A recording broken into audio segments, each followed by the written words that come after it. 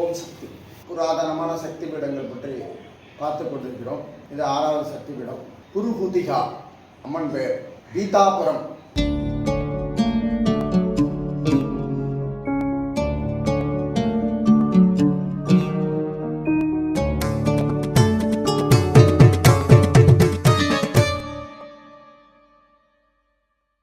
ஆதிசங்கரர் கூறும் 18 சக்தி பீடங்களில் 9வது சக்தி பீடம். அம்பாளின் இடது கை விழுந்த இடம் என்பர்.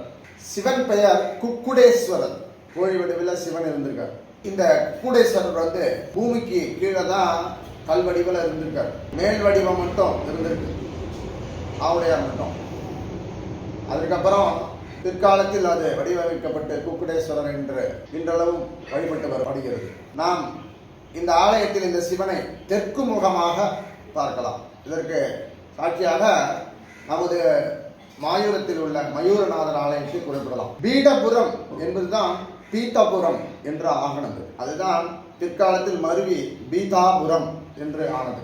மிக முக்கியமான விஷயம், சிவன் கோயிலிலேயே துர்காதேவி, ஓங்காரிணி துர்காதேவி கோஷ்ட தேவியாக உள்ளார். கோஷ்ட தேவி என்றால் கோஷ்டமூர்த்தம். ஆலயத்தை சுற்றி வரும்போது இருக்கும் உள்ள பாலகர் தேவாலயத்துக்கெல்லாம் கோஷ்டமூர்த்தி என்கிறோம்.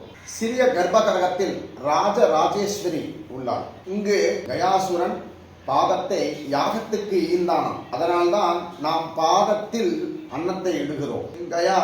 கயால எப்படி நம்ம இது பண்றோமோ அந்த மாதிரி பிண்டம் இடுகிறோம். பிண்டம்.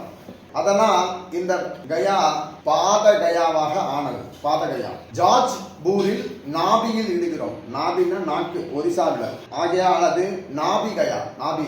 சிவன் கயாசுரனுக்கு மோட்சம் தந்த தலம் இந்த இடம் பீதாபுரம். விஷ்ணு பாதங்களும் உள்ளன. ஆக அப்படி இப்படி பார்த்தால் பிண்டங்கள் இட உன்னதமான க்ஷேத்திரம்.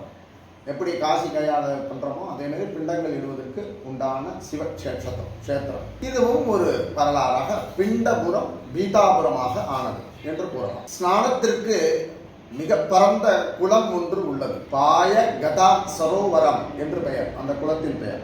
அம்பாள் அழகோ அழகு. 4 அடி உயரத்தில் தாமரை விதைகள், பரசு, மது பாத்திரம் ஏந்தும் கைகள், வடக்கு பார்த்த தனி கோயில் உள்ளார். சமய ஆச்சார முறைப்படி குருகுத லக்ஷ்மி என்று தாமரை மதுபாத்திரம் ஏந்திய கையோடு இந்த அம்பாள் நமது தரிசனத்திற்காக, தனது தரிசனத்தை தனது பக்தைகளுக்கு காண்பிப்பதற்காக இங்கு அன்புடன் அழகுடன் வீற்றிருக்கிறார். மிக முக்கியமான விஷயம், இந்த அம்பாளை வியாசர், ஆதிசங்கரர் ஆகியோர் தரிசித்து வழிபட்டு உள்ளனர். இந்த தலம் சௌபாகியங்கள் ஈயும் தலம். பைரவருக்கு தனி கோயில் உள்ளது.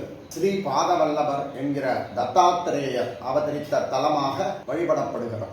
அம்பாளை அவர் வழிபட அம்பாள் கூறினாலாம், நீ தத்த அவதாரம் என்று.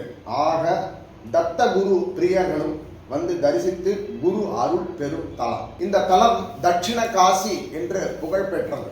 ஏனைய சன்னதிகளாக ராதாருக்மணி, குமாரசுவாமி, கணபதி மற்றும் நாகலாம்பட குந்தி ஆகிய சன்னதிகளும் உள்ளன.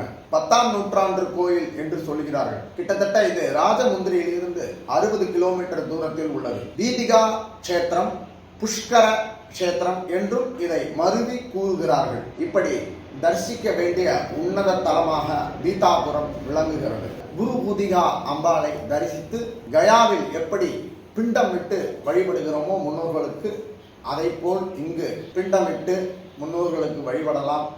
பக்தர்களை நீங்கள் நேரில் சென்று இந்த பீதாபுரம் குருகுதிகா அம்பாளை தரிசித்து வேண்டிய பலன்களை பெறுமாறு அன்புடன் கேட்டுக்கொள்கிறேன்.